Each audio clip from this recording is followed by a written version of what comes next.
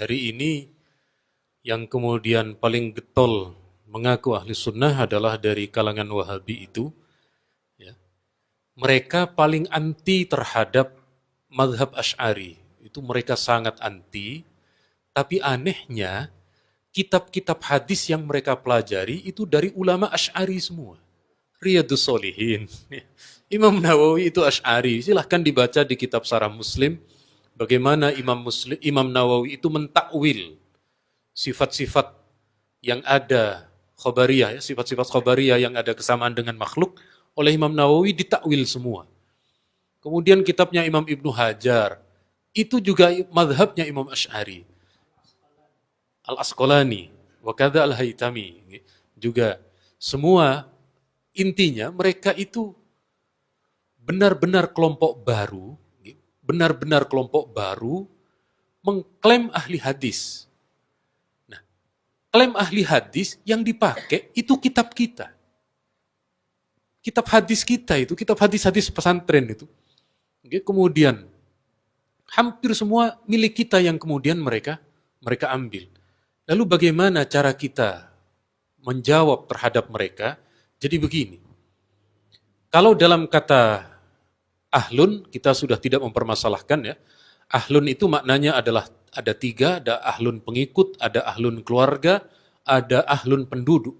Dalam terminologi ahli sunnah, ahlun itu pengikut. Ada yang bermakna keluarga seperti ahlul baiti. Ahlul baitil Mustafa Tuhuri itu artinya dzurriyyah keluarga Nabi Muhammad. Kalau penduduk itu ahlul jannah. Ahlu arema. Apa ahlu arema ini?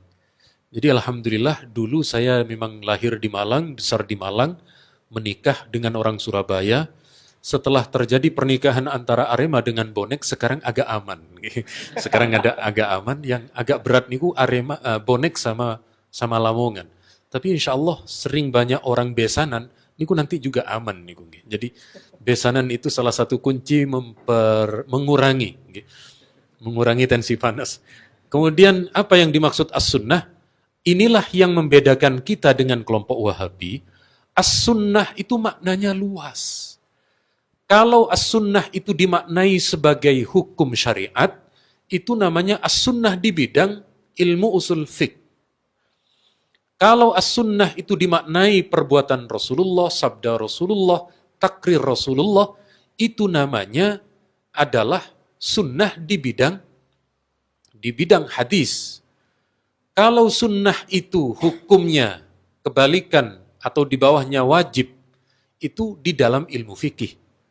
Di dalam terminologi ahli sunnah, makna as-sunnah ini adalah sebuah sistem di dalam agama yang telah dijalani oleh Rasulullah, yang telah dilakukan oleh sahabat, yang telah diijtihadkan oleh imam-imam mazhab.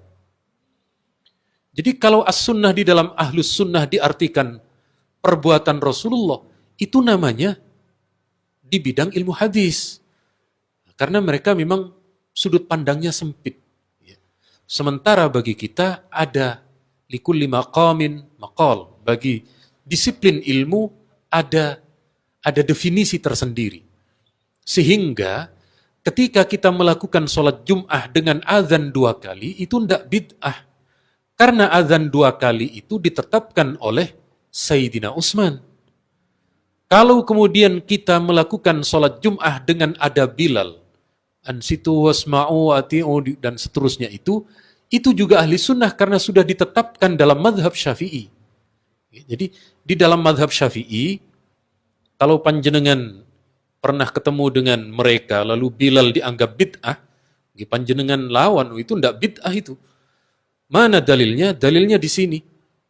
Jadi terdapat di dalam